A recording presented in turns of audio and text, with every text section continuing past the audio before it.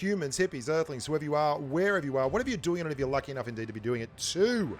I'm Bushka on Blitz. Welcome back to channel. Today we're going to be talking about the Chrysler K. Now this is a tank that caused an absolute poop storm on the PC variant of the World of Tanks game.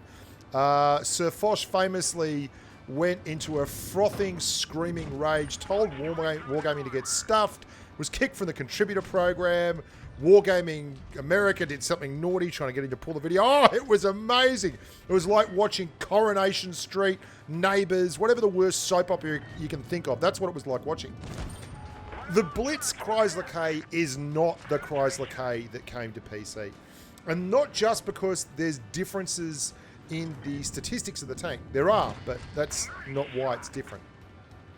There's more to it than that. One of the big things that varies from Blitz to PC is gold, okay? On PC, you load the gold and you just pay more for the actual round, but you do exactly the same amount of damage as you do with a standard good old round.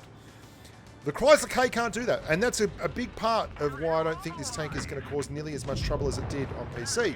Because on PC, the horrible penetration numbers that the Chrysler K has on its main gun, the Tier 8 105mm T5E1A, right? It's 198mm a pen, sub 200mm a pen, right?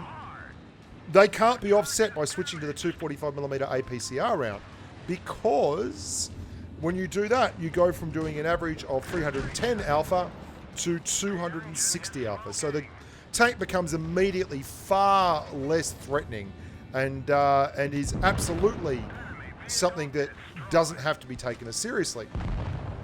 And those game mechanics are very, very different between the two variants of the game, and they're big reason why I think Blitz got it right. I remember suggesting that to Quickie Baby and he thought I was crazy, but I still think the mobile guys absolutely nailed it with the change from a high damage premium round to a sub damage premium round. And it's changed the face of the game, and it's one of the reasons why mediums have actually become so, in Tier 10 specifically, become so much less than they were.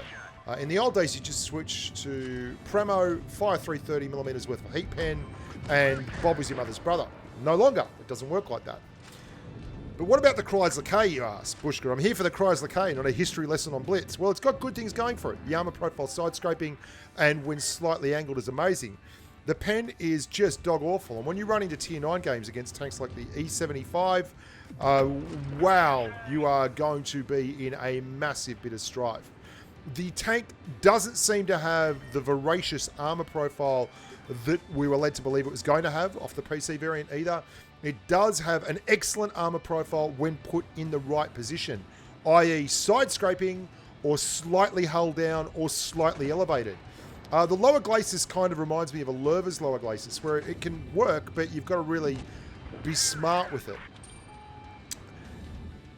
What it doesn't do is give you a get-out-of-jail-free card. If someone with enough pen, like the Ferdinand that's going to pop on my right, or the E75 over there on my left, gets stuck into you, you will absolutely get penned. There's just no way around that. And I'm driving the tank this aggressively for that reason. I wanted people to actually see that this is not the PC variant of the Chrysler K. You don't just roll up and do the business. I think the armor profile on the VK100 is still so much better than this tank's armor profile. There are weak spots on the hatch. You can certainly get penned on that hatch on the right-hand side of the turret as you are facing the enemy. But for all that, it's not a big weak point. So if you do what I do with the VK100 101P and stick your gun up in the air and wave it around like an elephant drinking, then you will have no qualms whatsoever of obliterating that weak point. It will be so much harder for people to hit. What the tank does have going for it, and this was somewhat of a surprise for me, is that it has a very mobile way about it. It does nearly 45 degrees of traverse, which is a lot for a heavy tank with the kind of pickup it's got. In terms of top speed, you are looking at a tank that can get out and roam with the best of them. Well, for a heavy tank anyway, it can do 40 kilometers an hour. And the turret traverse is nearly 30 degrees, 28.78.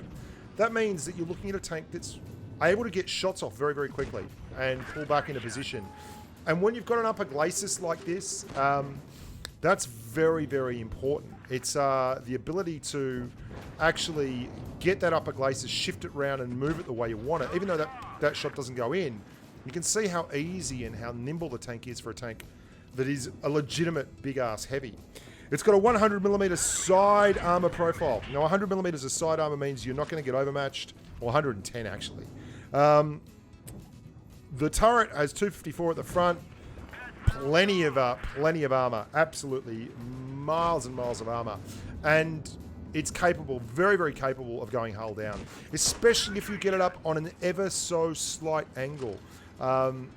It will absolutely increase that upper glacis like a boss.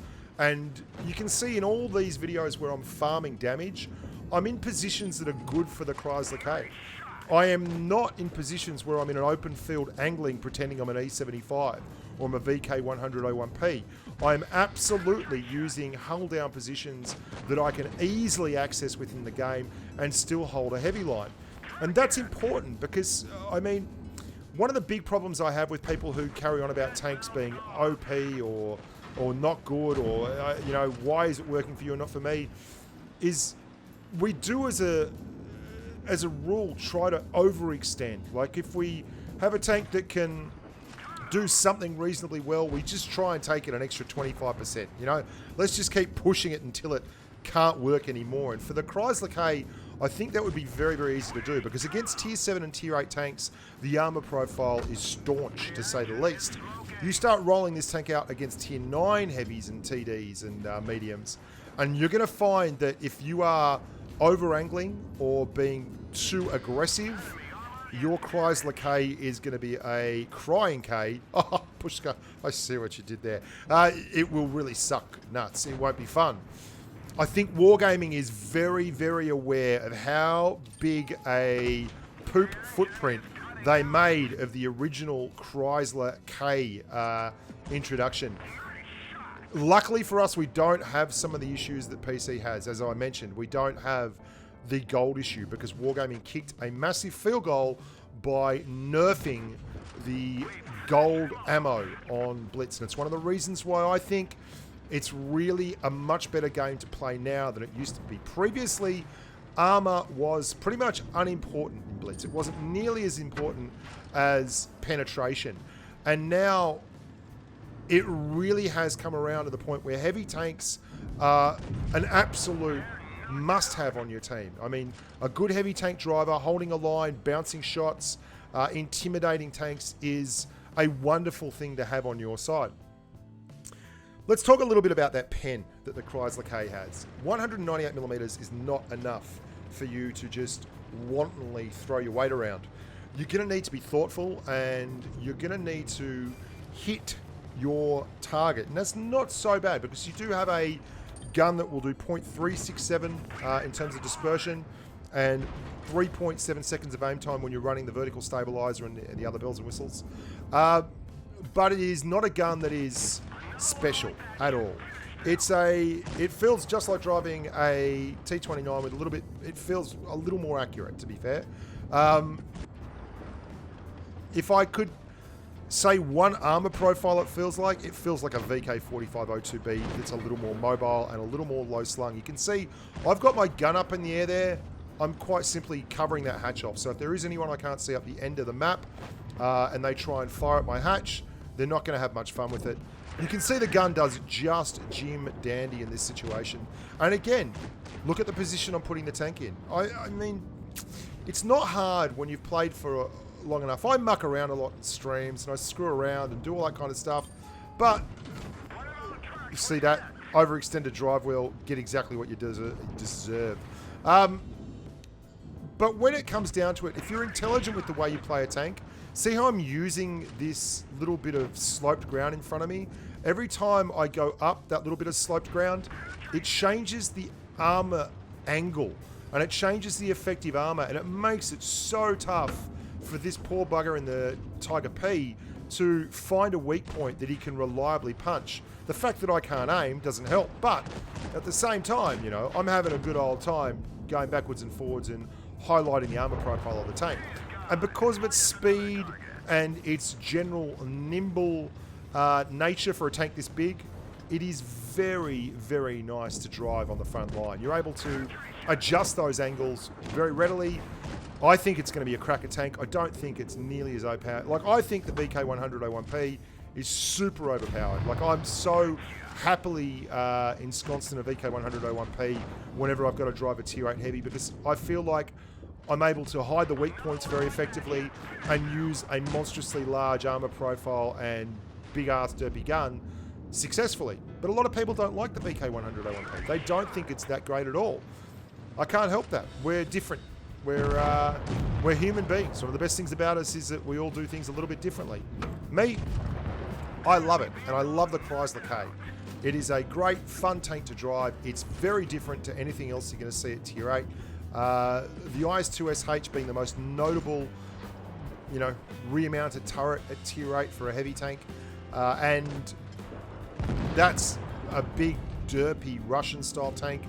This is a whole lot lighter, a whole lot quicker, a whole lot more responsive, and it feels very, very applicable. Like, you can roll this thing out, have a good time, and absolutely carry.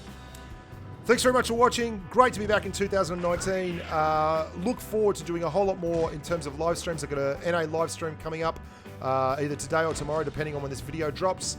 And yeah, rock on, humans. Look after yourselves, and as always, stay safe on the battlefield. Bye for now.